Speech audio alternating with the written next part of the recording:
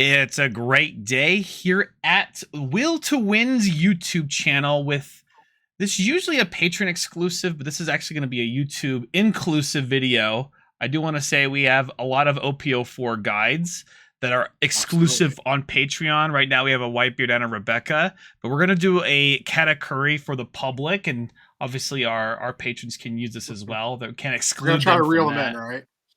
In Get the a YouTubers way, in here. yeah, this is the first taste you guys will get, and all of our videos have exactly the same content.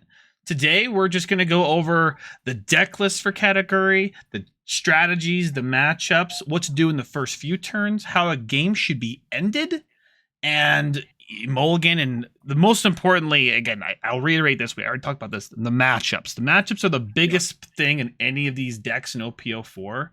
But before I do, I want to welcome, I'm actually a guest on this little thing here, and I Nah, talk the you're part of the most. team. You're part of the team. Yeah, I know, but I have William Craddock, the one and only. How are you doing today, Will? I'm doing great. How are you? I am doing so good. Thanks for asking. I only work till Wednesdays now in my real job, so it's like my Friday, a Wednesday. This So is your real job now. yeah, Come on now. yeah, basically, I probably spend more time on here than I do my real job, which I'm happy to have that. So. Absolutely. And a big thing is too, we just reached a little goal here in the patronage. We hit, I think, enough funds so we can have 2 boxes. So right now we're Box making giveaway this month. right. Absolutely. Right now we have enough patrons, so we're able to do a second box. We'll have it at the end of the month, 2-box giveaway for any patron. Essentially, it's a random giveaway to a patron of ours. It could be tier 1 or above, and definitely if you're looking to get some help on One Piece, definitely come look at the Discord. And without further ado, let's get into the goo. I want to mention one thing about the giveaway. This is important. If you are overseas, European, we have a lot of people from Spain, Hungary, what have you. Instead of sending you a box, I will get you like $100 gift card to like Card Market, or just because it's gonna cost me a lot to ship the box overseas. But you are not excluded because you're overseas. Like you are in the drawing the same as everyone else. Just to let you know. I like that. I think it'd be even cooler if we open the box and then we ship out whatever it was. But I think we could do that too. Let's do no shipping. Let's just give them a gift card if they're overseas. I think that's a great idea. Saves us money. Yeah, saves us money. That's all it's about, right? So today we have Katakuri. I first want to ask, before I get into the deck list, I know one thing is about any deck list, people change 3 or 4 or more cards depending on what they're usually seeing and to combat what's giving them the hardest time. And with Katakuri, my first question is, why play yellow or Katakuri? So yellow is up front a strong deck given Katakuri's leader ability. It's 1 Dawn to deal 7. It's not that dissimilar to like Whitebeard, for instance, who's the same boat. He can equip 1 Dawn and deal 7 instead of 6 like most leaders in the game. Another factor to Katakuri is he does have a high roll potential. Not quite as high as something like Law, but if you hit enough triggers out of your life, sometimes your opponent just can't win. Like it is there. That high roll potential is there. So it's kind of a good balance between a solid deck and a deck that can high roll. Okay, got it. And I mean, what are like the key cards in this deck? I know, well, the major thing is you can only play a 10-drop Linlin in a Katakuri build. Yeah. So Anything with Big Mom Pirates, right? The key cards are the 10-drop Linlin. I would say most people play as 10-drop Linlin is their key cards. We talked about the deck a little bit. I kind of moved away from that, even though I do still play 4 because it's very strong. That is going to be your typical in-game finisher, though, is that 10-drop Linlin. Everything else is just kind of like a redundant cog in the machine. Okay. Understood. And we'll go over the deck list a little bit. I'm not going to go card by card. I'm assuming everyone's read these cards before. They know what they do. You probably know why you have them in the deck. But I guess I want to talk about some interesting cards that I think this is pretty basic, having a lot of tall cards, these 5/7s and 6/8s that are also Big Mom Pirates. And this is the major Absolutely. difference from the previous set, other than maybe a couple extra blockers added to the deck. What what really changed by making this just better? Did the whole meta just slower? Does this deal with just everything better? It curves Well, out different. one thing you'll notice is I don't play trash mode. Like that's a Mhm. very, I think people watching this say, hey, where's 7-drop starter mom? Mhm. I think that card is just what I call it. I think it's trash mom. Not that trash is life. I think the card is bad because Mhm. it gives your opponent an option. They get to choose what's best for them when you play it. Mhm. So the big thing that the vanillas added, besides Randolph giving the deck a better curve. So now when you go first, you have something significant to play on your third turn. Mhm. You have this 7K vanilla. And besides that, now you have just more counters overall. You know, you're taking out the starter Big Mom, which didn't have a counter, and now you have the vanillas, which are plus Mhm. 1K. And that was So a it big just, weakness before too, having no yeah, counter. absolutely. And you'll notice also with my list, I'm not playing any Shirahoshis, right? Like I just Oh. completely cut it out for the same reason. Like you needed it before because your deck was loaded with cards without counter, but now it's not as necessary because you just have more counters innately. I You don't need, yeah, see. you don't Yeah. need to filter your hand as Yeah. much. I found that 7-drop mom was a little bit of a it didn't really benefit your game most of the time. The way Right. you said It's it. just a big So dude, right? Like they mhm. trash alive, sure, but that's just how it is. Like Mhm. it doesn't have counter, and I killed so many yellow players because they just had a fistful of 10-drop big moms and Mhm. 7-drop starter moms and Yeah, and if categories. you run a lot of cards that have counter, you're probably going to throw your opponent off. They probably don't know what to do. If Right. yeah, if they start seeing like, wait, this person's running all counter. Okay, I mean, you have all these cards as 2Ks. I know Capone Beige is a big one. I Yeah. know this might be a little overrated as a skill, but it's still a 2K counter, right? Yes, It's it's still a 2K counter. The skill, I've often found that they're usually using it effectively like a 2K counter because they're mhm, like, well, your 5K or 6K can't attack. And that's effectively the same as a 2K counter, right? It mhm, just, you take away the option. Now they mhm. just can't attack at all. And then they actually added a legitimate blocker in this deck, a 4/5 Yeah. blocker that you can get out of life, which is honestly super, super clutch. Oh, Um, insane. And it can attack. Like it's and also a beater because yeah, it's a 4/5, a right? 4/5 is an attacker, even though he has blocker written on it. So that is a very good point. So I like that a lot. I know you have a Mond here, which is basically it's another Strucin, but basically has just a 2K counter at this point. So Yeah, I haven't found like I've played yellow quite a bit. I haven't actually used it in a mhm, game aside from being a 2K counter. I obviously see there's utility in it. You can, you know, rest a chopper or what have you, but most of mhm. the time when they're doing that, I'm winning because they're using 3 Dawn to rest my chopper. And then Okay. they just can't kill me. Okay. So Got it. So I guess the main thing we kind of talked about why Katakuri is so strong in this. Is there a specific reason why you think people would try to play Katakuri? I don't know if we covered that, but I mean, um it's just fun. Like there's a reason we call it Casino Curry. Because mhm, sometimes you just hit like 4 triggers out of life and you're like, I'm so good, you know? mhm, Like I'm not saying the deck is brainless or anything. It has play to it. Like it mhm. really does. But sometimes you do just hit, you know, 2 thunderbolts out of life and your opponent just can't win. Like that's just how it is. Makes sense. Okay. Got it.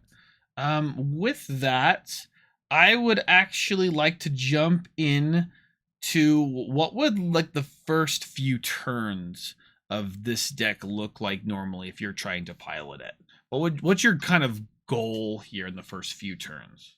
Well, the God curve for most category players, and I don't see an instance not to go second, Mhm. except in maybe very specific matchups, which we'll Okay. talk about a little later. But ideally, you're going to go your 2 Dawn turn, play a searcher, you Mhm. know, kind of set up your draw. Your 4 Dawn turn, attack for seventh. Your leader, Pero Sparrow, is your best curve. You're putting down a very good body that it's a 5K or replaces itself if it dies, Mhm. and you get an efficient attack with your leader. And past that, it's really you can kind of do whatever. I think 5/7 Randolph is actually a little better than 5/5 Parasparrow. Mhm. So like I just think Parasparrow's in there to be redundant version of Randolph, but that's the reason I play 4 because I think Randolph is just better when you go Mhm. first and when you go second. I would Okay. rather play that Randolph. And then after that, it's really just about curving out and staying alive until you play your big moms, your 10 Okay. drop big Yeah, moms. just to survive. So I'm assuming. Yeah. Okay, so the first few turns do that, and I guess I skipped over it going first or second. Generally, the curve of this deck is going second. You have Yes. good options Absolutely. going first. I think. Yes. Is there? I mean, is there any time you think going first is just going to be better? Like, can you tell me one matchup, possibly? I do like going first against Crocodile. Crocodile. Okay, that Absolutely. just throws off their first curve, right? Yes, that just throws off their Mihawk curve, Okay. which this deck is not as weak to because you cut the trash bomb. But I still like going Mhm. first and kind of throwing them off because Croc's natural curve is so good going first. Like Okay. it's just so good. Got it. Okay, that makes a lot of sense. Now, next, I want to look at is how to end this game. How does Katakuri try to end games generally? Generally, it's you're gonna make those efficient attacks early as often as possible. So that Mm-hmm. one Dawn 7K attack, you want to get them low on life. Most people try to get you to one and then play a 10 drop Big Mom to put you on zero, and then you have all your attackers ready to go. You know, attack for 7, attack for Mm-hmm. 8. That's the pretty like copy pasta version of Charlotte Katakuri. There's your opponent. You gotta look at your opponent. They're gonna play around it. They're gonna probably stay on 2 life. So when you play Big Mom, you can't just crunch them and kill them. But that's pretty much it. That's like the copy paste version of it. Just attack them early, attack them hard, play Big Mom, Mm-hmm. and hope to kill them the next Yeah, turn. I guess a big thing is how are people going to try to combat Katakuri? I could kind of give a little insight too. I played Blue Doflamingo, which was at first a bad matchup, but figured out Blue Doflamingo has kind of an awesome secret. You can cheat out bodies, right? And so Yeah, you're able to go wide. If you're able to go wide against Katakuri, you usually end up having a good time because they run out of counter because they have too much bad shit in their hand. yeah, Um, absolutely. You just want to go as low and wide as possible, and that way when they play their Big Mom, you want to punish them as hard as possible. You want to swing as mhm, many 7K attacks at their life as possible mhm. after they play Big Mom. Yeah, and now you knowing this, it's important that you win the board state game, right? By winning board. Yes. So there might be turns when you don't swing a character, so you don't have to deal with that. Because winning Yes. board is more important than really anything. In this game in general. And yeah, I think that's basically it when it comes to that. As far as I my think we're opinion. seeing a more resource heavy games in OP04. Mm-hmm. We have these like control decks coming in, so we're seeing a lot of more back and forth than the I play Zoro and I crunch you till you die. Mm-hmm. So yeah, I agree. I think winning board is more important in OP4 than it was in OP3. Mm-hmm. Okay. Yeah. I Yeah, mean, absolutely. I think that's how they, try to do things like that. And I guess that's the kind of stylistic difference that with that. I do want to go into some optional cards here for the deck. I know, I think a Kaku Sovereignty and then the Arrow are both Yeah. pretty good. I don't think there's anything wrong with those cards. Can you talk to me about Thunderbolt specifically too? Because it's the only event you run in here is just a really good card to get out of life. I know it's a game finisher, Thunderbolt. Usually, it's never Yeah. something you're using early on. But So Thunderbolt is actually a really interesting card because out of hand, it obviously has a huge cost, paying a life to KO something. mhm, But when you look at the terms of, let's just say they play a 5 for 7 vanilla. Let's say you're playing a mirror and they play a Randolph. mhm, Spending 2 Dawn to Thunderbolt that Randolph is going to save you life in the long run. Because that thing is going to swing 7 for 3 or 4 times mhm, over the course of the game. So that is going to actually save you life in cards in the long run. And it has a lot of utility where you can, maybe you attack and you see your top card's a Thunderbolt and you move it to the bottom. mhm, Now, like, your last life is a Thunderbolt, and that is just a huge amount of information. mhm, Like, that could just completely swing a game in your favor. mhm, So it's a really interesting card. Very powerful out of life, powerful out of hand. It just kind of does it all. And it also allows you, unlike Arrow and Sovereignty, to just commit all your Dawn to being aggressive. You don't have to leave Dawn up mhm. to try to stay alive. Yeah, okay. And I mean, this deck, it's really hard to leave Dawn up to stay alive. I think that's why you don't run that, Yeah, right? absolutely. Yeah, But you you tap out a lot. You tap out quite a bit. And I can see in the other decks, like when I was playing blue, oh yeah, after I play a big cost, I have enough for a Love Mellow. But that's different. Right. I don't have awesome 10 drops that are pretty busted. So I love Big Mom in blue, trust me. Big Mom in blue. Well, there we go. Blue Mom. Let's go. Okay. So that's pretty interesting with that. I guess really we're kind of running through this video real quick. I do want to ask about mulligan rules. And I guess you said going first, second. It doesn't matter too much. You want to go second, but what's your general idea if you want to go second? But it doesn't matter too much as far as what you mulligan. Maybe it's a little different from how you mulligan. Because your curve seems to be good, but go ahead. Yeah, ideally you have Sparrow. That's just going to kind of be your go-to staple in most matchups. Obviously, like a Searcher is good, right? That's just basic. You just want some amount of 2Ks and some curve. Like ideally is Sparrow and a Searcher and a few 2Ks, and then you'll draw your big moms later. But realistically, as long as you're hitting your curve, as long as you're playing something every turn, there's not much to it. Got it. As long as you have something on curve, I mean, it could be a Sparrow, it could be a Sanji, it could be a Cracker. Right. Definitely a Randolph would be pretty juice at any point. So yeah, like I said, attacking for 7 on your 6th on turn and playing a Randolph is just it's just really funny too. I've always talked about these vanilla 5/7 cards and every deck I've played, and it ends up being really funny. I say, dude, if this is like the best card in the deck, then what does that say really about the deck? It just says that this game is pretty simple. But like I played blue purple Croc, and all of a sudden my vanilla is what's winning me games, right? Yeah. So these vanilla cards win you games. Right? It's way too efficient. It sounds so silly to play 5/7s. I used to have Virgo. I'm like, Virgo is the best card in the game, and this blue deck, right? So yeah, it's just so interesting. These opinions about this. So I want to really stress out that vanillas are super good, and yeah, that's basically that. So with that, let's actually go into matchups. The first thing I always talk about in all of our matchups is how to play out the mirror. What's your opinion about Katakuri into Katakuri mirror? Who drew the most 10-drop big moms? Who started? Who got to play 10-drop big mom first? That's really like a huge part of it. Secondary is going to be triggers. Like if your opponent just gains a lot of tempos, they hit a lot of triggers, or they hit Thunderbolts while you're hitting Sanjis. Like that's a good secondary. There's really not much to the mirror, like most mirrors in this game. It's just who's going to draw that 10-drop big bomb. It is a really interesting thing if you end up playing yellow versus yellow. It ends up being a strategy where, let's say you're not drawing your 10 drops, because that's going to happen. You're going to not draw your 10 drops. Absolutely. You have to go with a wide mom strategy. There's big mom. You have to go with the wide strategy. You have to go wide mom. Yeah, and so all of a sudden you're going wide, and that's how you normally beat yellow. And now you're doing that against them, and it ends up being a very, very fast-paced game because they feel the same thing.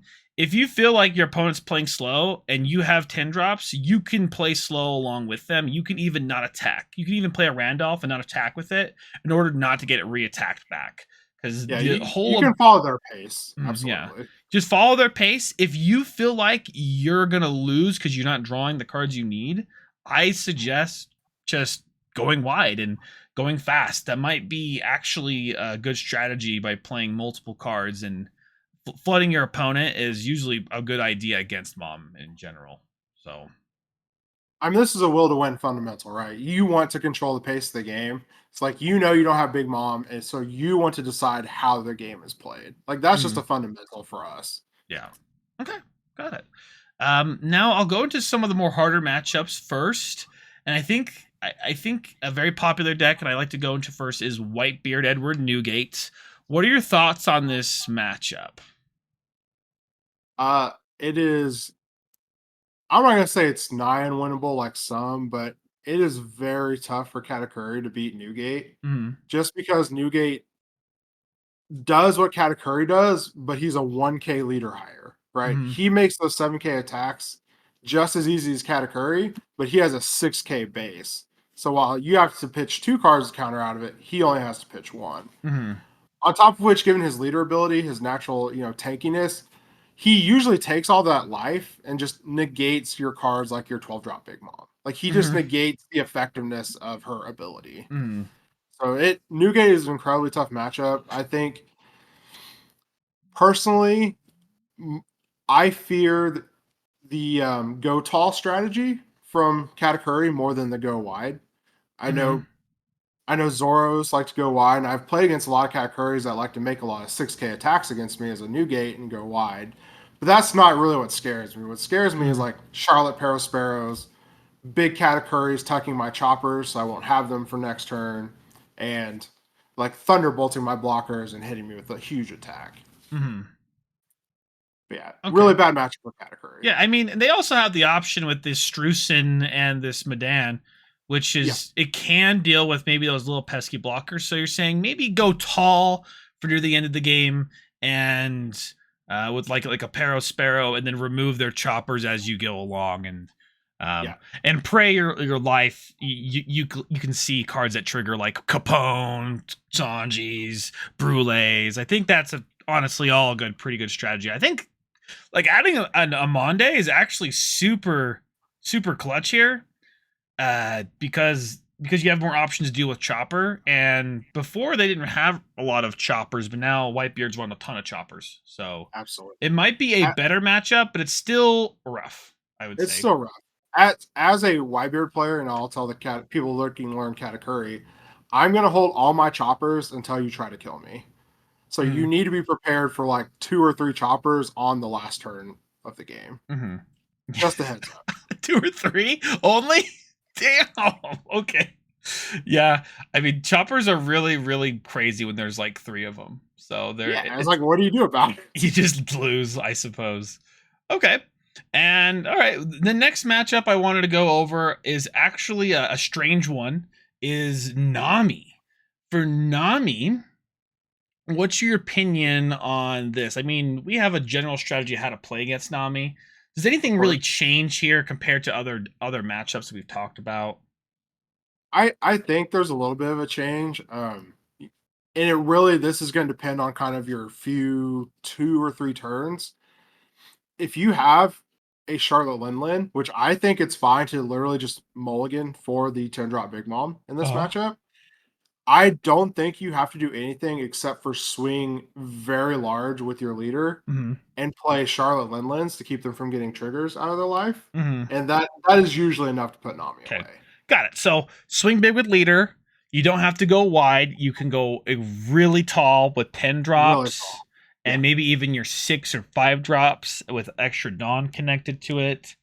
Right. And It kind of depends how they're yeah. curving out. If they use all their Dawn to play a Zeph, you Hmm. can attack for 7 and play a Randolph. Right. Yeah. That's fine. But if they're gonna leave up all their Hmm. Dawn, just make huge leader swings and play your Hmm. Lindland, and they cannot win. Yeah. I do want to stress one thing about Zeph is people maybe underestimate Zeph a little bit. You have to have a blocker at some point on the field. If you have Dawn you're just floating with, maybe you can put down a blocker, just in case Zeph wants to come in and deal with you. But I that's mean, honestly, like you're so fast and you're going so wide, you could probably take a hit of Zeph and still be okay. But you okay. also have Thunderbolt to deal with it. Like Yeah. Thunderbolt is free because Nami's not pressuring your life. Actually, Thunderbolt is super free. Yeah. Didn't even think of that. Yeah, they're like Okay. Zeph. You're like, okay, Thunderbolt, take 9. Like they don't attack you, so your Thunderbolts are Yeah. alive. No, I think that's good. I mean, I think this deck naturally gets tall because of the card. So maybe one of the better matchups into Nami. Obviously, Nami can draw well. So, No, um, I'd be ashamed if I lost to Nami as a mm, category player. okay. It, Well, it it is pretty bad. okay. All right. I mean, it's not that bad, but it's Yeah. pretty bad. Okay. Good information. With that, let's go into the next blue deck. Is actually Blue Crocodile. What's your I love this deck. thoughts? What's your thoughts on this matchup? I know you and Paul, one of our coaches, play a lot of Blue Croc and test this matchup. What are your thoughts in this matchup? Okay, so as from the Katakuri side, I am actually if I'm talking about our list in particular, um, I'll actually let's go generically. As a Katakuri player, there's a Mhm. few things I look out for in a Croc player, and these are the key cards that kind of tell me the rest of their deck. For instance, if they play a Sentamaru, I now know about let's say 10 cards in their deck. I know they're gonna Mhm. have Cinnamaro and Pacifista at the very least, probably Mhm. Bart Kuma. And this kind of erases a lot of possibilities and gives me a lot of information that's important.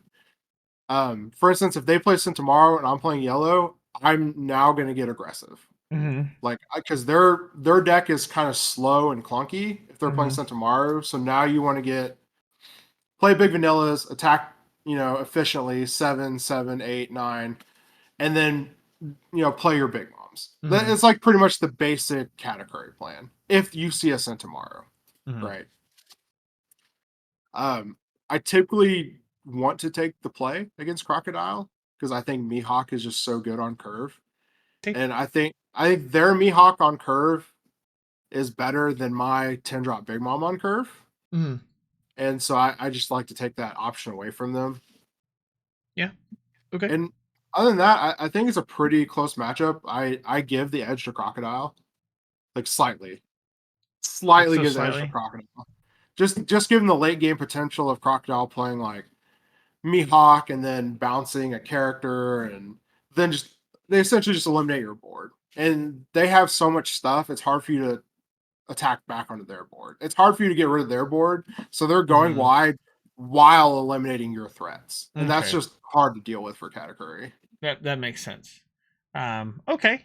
Now, the next matchup I wanted to talk about is actually Rebecca. What are your thoughts on this?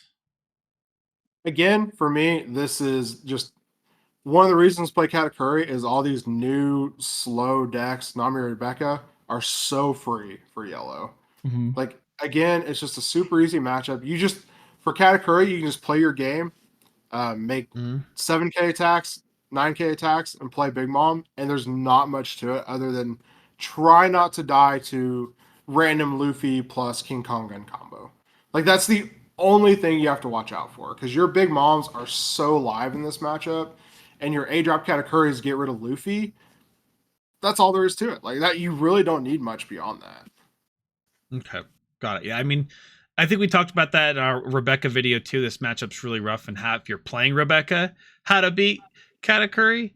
And Yeah, the inverse is a lot more simple because they're not aggressive, and they have to go. They have to kind of be more mid range Rebecca right. when they're a end game deck, not a late game deck, because this is ultimate late game BS, right? If you Yeah. play slow as heck, Curry's gonna have a good time with you, unless maybe this next matchup's a little funny. Is actually Queen. What's your thoughts on this extremely entertaining matchup? All right, so I love Queen. This is my pet deck. Um, so it came out on Facebook actually. I think a week or two ago. Someone's like, "This is how I beat Queen," or "This is how I beat Katakuri using Queen." Mm-hmm. Um, wait, no, I'm talking about Rebecca. Nope. All right, let's rewind. Okay, Okay. Mm-hmm. as a Katakuri into Queen, you want to be as aggressive as possible again. You're probably just playing your normal game plan, but your Thunderbolts here are at a premium. Your Thunderbolts are at a premium because they can be Queen really relies heavily on their blockers. Mm-hmm. So if you could kind of catch them with their pants down, on top of knowing their life for the most part, because you should be using your leader skill on their life, not yours in this matchup. Mm-hmm. You can kind of just get all this enough information to know, well, my Thunderbolt's going to kill your guy, and I'm just going to kill you. That's really the main goal is just go hard early Mm-hmm. because if they kind of stabilize, they're just going to outvalue you. Okay. Queen is probably the only deck that can go above Katakuri's 10 drop big bombs. It is probably the only deck in the format that can go above the 10 drop big bomb. Mm-hmm. What do you So mean you by above? What, like just attacking it?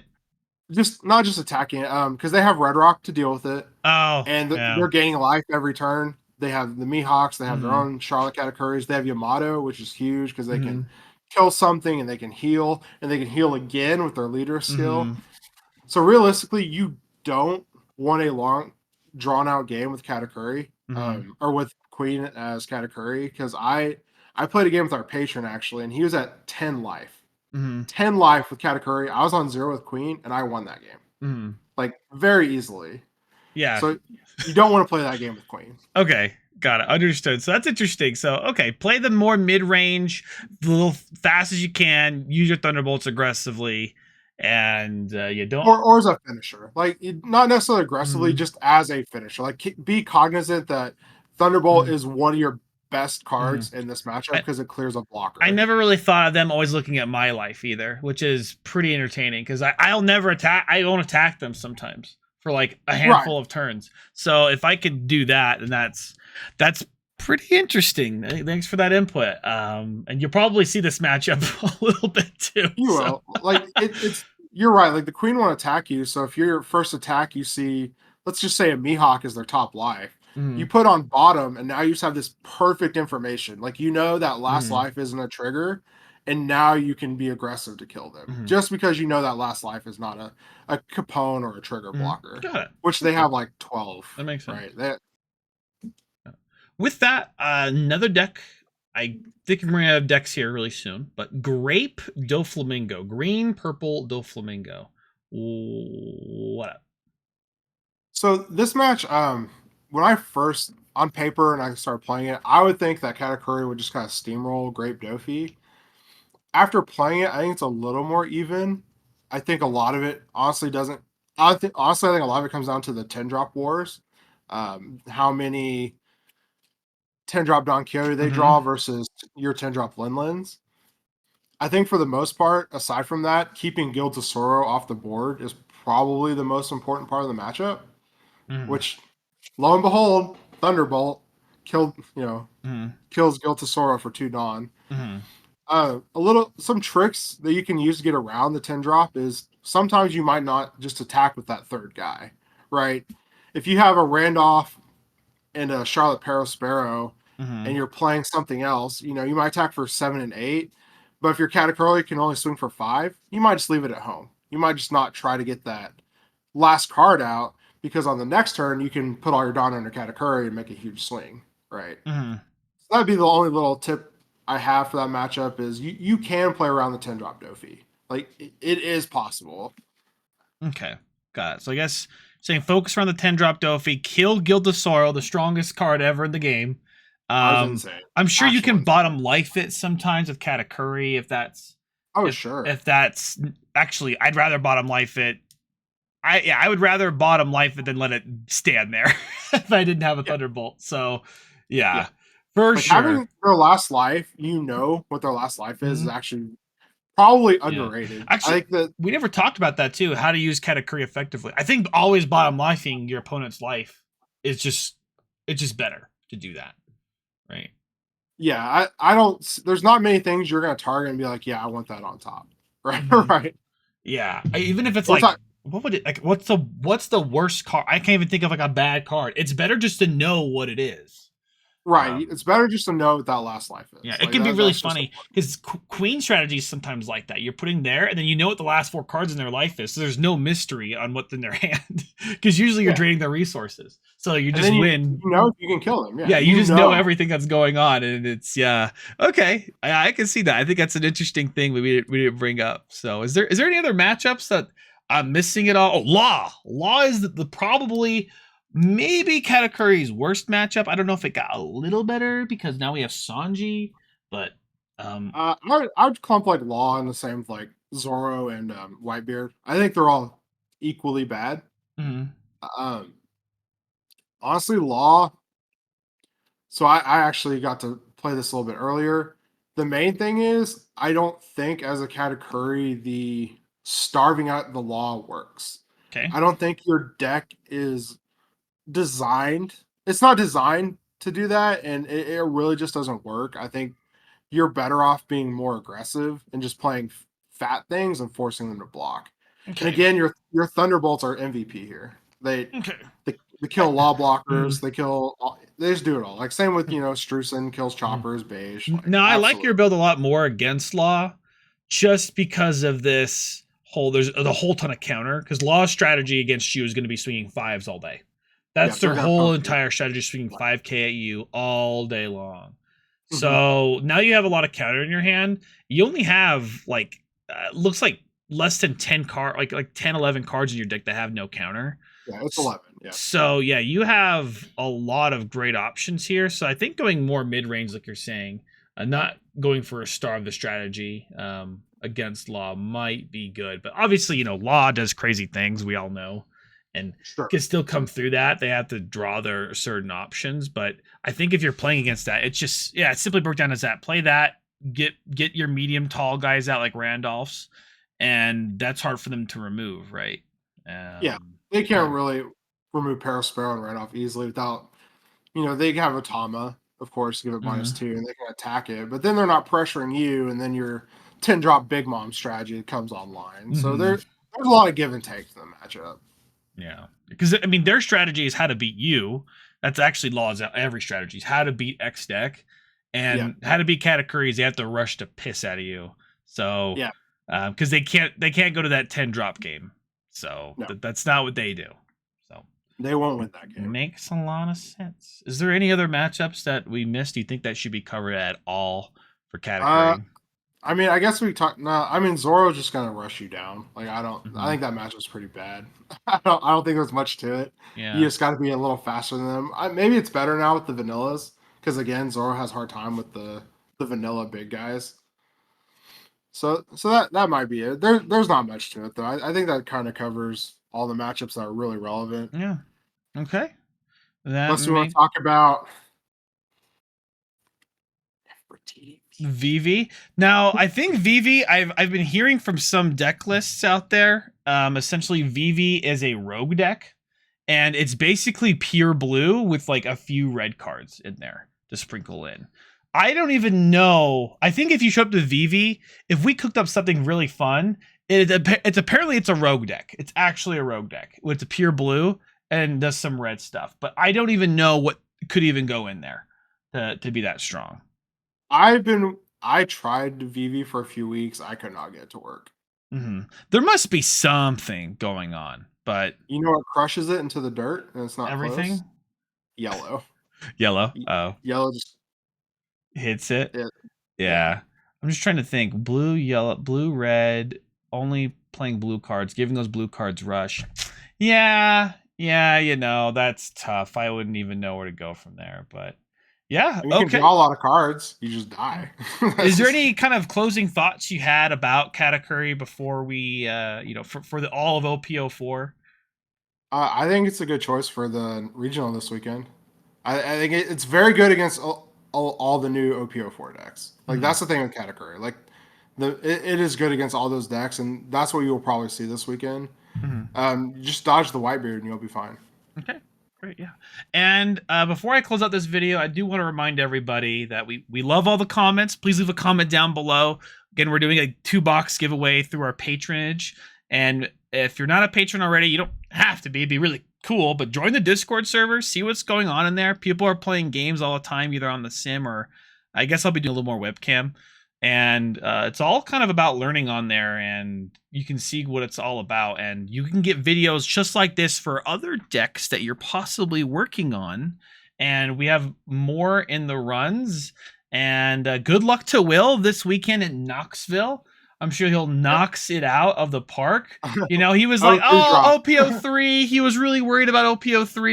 He wasn't ready for that, but now he's ready for OP04 because they did that whole backdoor thing, which is honestly hilarious. Like, Yeah, that's a whole thing in itself. That's yeah. like an entirely another video. But I made a whole video thumbnail for this, and then they reversed it. And I was like, oh, that's so We were fun. ready. We were ready. We were ready, but they were quick. I'm actually shocked that they reversed that, but that's awesome. I'm happy for you guys at Knoxville. So, You know what changed between the me playing OP03 and OP04? what? Nothing. Nothing. I'm playing the same 50 cards. Same So 50 cards. There we go. Look at that. That is not Katakuri, obviously. So, all right. Do you have any closing thoughts at all, Will, or about anything about patronage or yeah, the cutoff date to join the Patreon to enter the giveaway is this Friday. this Friday? Okay, This Friday, yes. got it. So if $5 entry, $5 the lowest tier. It doesn't matter what tier you are. You get the same amount of entries as everyone else. So I get in this, and then also like yeah, we're doing these guides. This is the third one we've made this week, and I think honestly it's just a lot of value if you join our tier 3 because that Mm-hmm. gives you access to all these guides. Mm-hmm. Great, awesome. Well, Thank you all so much for watching, and thank you all so much for our patrons that have been joining us. I know this is actually an old patron thing, but all our patrons, thank you so much for supporting us in what we do, and we're going to keep on doing it. See you all in the next video. Ciao. See ya.